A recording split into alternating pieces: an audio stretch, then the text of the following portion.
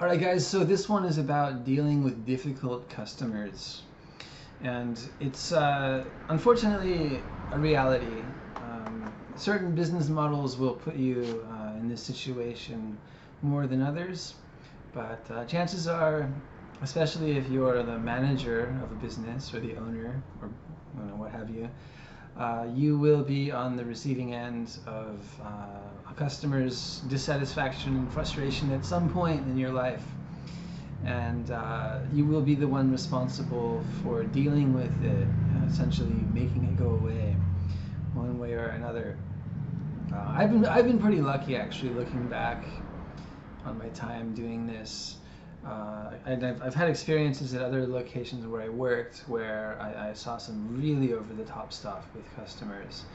So I took that into account at the time, and made sure to kind of what's the word? Take measures against that happening too much. One of the biggest mistakes people make is overselling their services or overpromising results, and charging accordingly. So there's kind of a sweet spot with what you charge, where people feel comfortable enough to keep coming for a long time, and you're not going to attract a lot of kind of lower end customers, because it's true. If your prices are low, you will get more difficult customers. I don't know why that is, but you can basically just think Walmart, something about it, and that pertains across the board. So any kind of client-facing business, restaurants, retail, English schools, whatever, what have you. So, anyways, moving on. So, what do? What are some rules to stick to, right? You don't want to get angry, naturally, even if a customer is completely coming out of left field, completely in the wrong, which happens. It's generally a bad idea to get angry or to try to prove yourself right. So that's the first step. I divide my process here, I'm going to post it below the video, into 4 different steps, and each one is kind of, you could break them down further into multiple steps. But the first one is just let the customer say what they've come to say. They've probably been thinking about it for a while. They're probably fairly convinced that what they have to say is worth saying, which is why they've taken the time out of their day to say it to you. It may be a misunderstanding. They may just simply not have a clear understanding of what's going on, and that's conflicting with their expectations. Or it may be that they're just unreasonable. That's not unheard of. But the point is, just respect their feeling. Let them, give them the time to just get it out, and go from there. It can be hard, but it's the best thing you can do. A lot of times they'll just appreciate the chance to even just express that to you. Generally, Japanese people prefer to default to harmony and the status quo, and things just kind of moving along smoothly without making waves. So even if they are upset with you, it's probably not going to be, too much to deal with. They might just want to communicate something, but you never know. There's a lot of people over here. Not everyone's the same, but generally speaking, it's a little easier to handle than it would be in the States. And they're not going to be throwing things at your head and screaming their head off at you or anything. Anyway, so the next one is, often if it's a complicated issue, if it's something like they want to change a class, or they want to do something that you don't initially feel 100% comfortable with, even if you're 99% comfortable with it, but there's that 1%, it's probably a good idea to just give yourself some time. Tell them, I'm a bit busy right now. Would you like to schedule a time to talk about this? Sometime later in the week.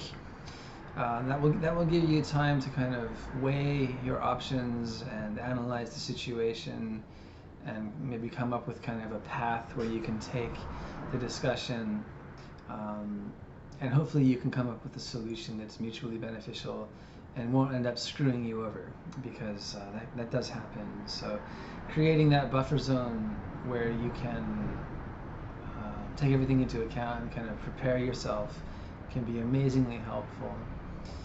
With English teaching, your students are going to be around for a while, hopefully, at least a couple years, oftentimes for 3, 4, 5 years. So any change you make could potentially last that long. And so you want to make sure you're not selling yourself short or conceding too much. And under the pressure of emotion and time pressure also, when a client is talking to you, upset with you, it can be very tempting, and just in an attempt to kind of neutralize everything and make it go away, to just say yes. Here's what I'll do, and then you've done it, and that's it. And like I say, you might be dealing with the negative impact of that for a couple of years. So really important, just be like, okay, I understand. Thank you for letting me know. Let me check some options out, and I'll be getting back to you. And you might want to wait a day and then contact them and say, thank you for yesterday or whatever it was. How about this time or this time? Would that be good for you? And then they'll also have time to cool down too, and then they can kind of structure their approach as well. It's generally the case in Japan that they just want to talk, they just want to communicate and see what's going on. And very often, in my experience, they're open to doing that. If they weren't, they would just quit. They might come in and say, hey, look, we're quitting. And you might even have people that just don't come anymore. That happened to me once with a customer, a couple of customers actually, and it's happened at other schools as well. People just stop coming, and usually that just means something's come up in their life, or they're tired of studying English, they just don't want to deal with it, and they don't want to go through the formalities of saying goodbye and potentially having to navigate their way through a staff member trying to hook them back into it. So it is what it is. And so if you've done that, you've let them voice their opinion, and now you've given yourself some time, you're kind of in the planning phase. It's a really good idea to just get feedback. If you have staff or co-workers, they're usually a very good resource. And so are any type of online forums, Facebook groups. There used to be the Yahoo groups. Just explain what's happened. Don't focus too much on the emotional aspect of it. This lady came in and freaked out at me. It's best to minimize that. Even in your communications about it to other people, focusing on the emotions can kind of charge everything, and it's not a direction you want to go. You want to try and keep anger out of it as much as possible, even if the customer is angry, which is rare. There's nothing constructive about propagating it. So just explain what happened. I have a customer, they want to make these types of changes. I don't really feel comfortable about it. I want to keep their business, but I'm unsure of blah, blah, blah, And generally, you'll get a lot of responses. A lot of people out there have been through very similar, if not the exact same situation before. And you can use that as a means to get some perspective for yourself. The last thing you want to do is just lose your mind and ruin a relationship with someone just because you're tired and a bit busy and you don't like the way they've started the conversation. That's never a good option. There's really nothing good that's going to come from that, and it could affect you for years, which is another point you really have to remember. Any decision you make in business, especially in this type of business, could affect you for years. So one way or the other. Okay. So then once you've gotten the feedback, so the first step, let the customer say what they have to say. 2, try to create some time where you can let things settle and try to think of some options. 3, get feedback. And then 4, now that you've had the time to settle and you've gotten your feedback, is to structure an approach to rectifying things that's objective, fair, unemotional, and polite as possible. But you don't want to be overly apologetic. You don't want to be groveling and seeking approval from somebody. There's a couple of reasons for that. First, it might set a precedent where other clients are going to try to do that more often. And second, it may convince this particular client that they can get more out of you. There are certain personalities that will feed on that. They just like the emotional satisfaction of kind of having some control over people. It's super creepy, but it does exist, and it's a very sticky, difficult type of relationship to change. So you just want to be straight up, so let me give you an example. I had a mom come at me last week about two kids who joined one of her daughter's lessons, and this lesson up until the COVID-19 crisis had 7 kids in it, around week after week for a couple of years. And this mother was actually the one who went and recruited the other 6 kids plus her daughter. So obviously, she's a pretty high value. That adds up to quite a bit of money over the years. So anyways, as the coronavirus pandemic, began to take hold, one girl took a break and one girl has quit. So it's effectively down to 5. And in the interim, these 2 brothers, their grandfather wants them to take English, and because of their schedule, this works out. They can only join this class, right? So I said, okay, it's a group lesson. Join it. Come see if you like it. They did. They joined, and this mom came to me right as I was out the door on the busiest day of the week, trying to get to my kids' teacher-parent conference to talk to me about how she doesn't like the fact that there's 2 more kids in there, and now there's going to be like 8 kids, and she wanted to break the class up into 2 different classes, and she just seemed really upset, and she was kind of unloading a lot of her frustration on me. And I couldn't have been in a weaker position in terms of like my mental focus and emotional stability and energy reserves. It was an amazingly busy day. So I made a mistake. I said, yeah, we can do that. How does this time sound on this day? And she still seemed kind of like angry with me, and anyways, so what I did was I waited.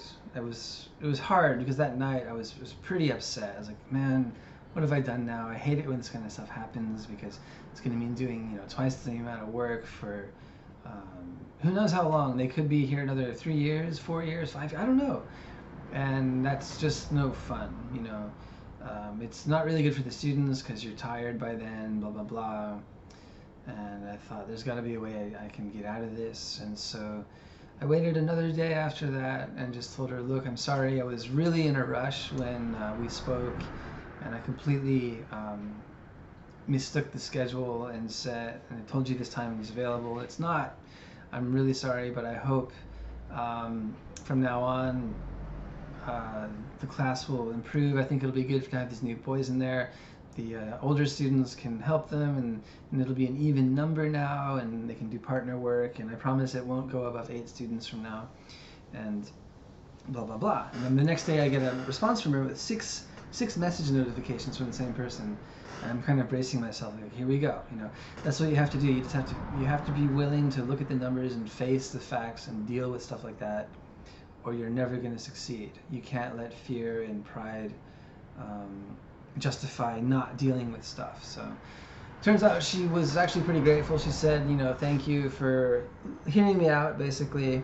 I really just wanted you to know how I felt, and I'm glad that you listened to me, so I understand about the class, and I hope let's just I hope it doesn't go above 8 people, blah blah blah. Thank you for listening to me. That's really what she wanted. I said, and by coincidence, I ran into her the next day at a library I was with my kids at, and she was kind of apologetic and a little bit nervous, and just said, she just wanted, again, to explain how she felt to me, and she hopes that she hadn't, damaged the relationship, and that I wasn't upset with her. So emotions can be a funny thing. And the first thing you've got to do in any type of business relationship is distance yourself from them and be objective. So, and then I guess a kind of a sub-step of step 4 is, regardless of the outcome, if you're able to keep their business, that's great. If not, if they feel like they don't want to be with you anymore, so to speak, then you have to accept that. There's no binding agreement in this type of business. They're giving you money for a service, and if they're not satisfied with that service, there's nothing saying they have to continue giving you money. But assuming you do keep them, you don't want to go bringing it up anymore. You don't want to mention it. Just continue on as if nothing happened and be as cordial as possible, which is a very Japanese feature. They do that. It's like, we've talked about it, we've dealt with it, it's over, not going to bring it up anymore. And they'll appreciate that, and they'll be very responsive to it, and you can just get back to doing your thing. So I hope that's helpful. By and large, you're not going to deal with that too often, but the chances of it not happening are much, much lower. I'm sorry, much, much higher. I don't know. I'm sorry. The chances of it not happening are much lower than the chances of it happening, right? So it's not 100% guaranteed, but if it does happen, it can be very overwhelming and confusing. There's a lot of fear concerning your reputation and income and things like that. So you've got to learn to think of yourself not just as yourself, but as a representative of your own business, and then be able to act in that way. So it's not the easiest thing for everybody, but it has to be done. And you'll find, running your own business, you will get better at doing things simply because they have to be done. Okay, so I hope that's helpful. A bit long, but hey.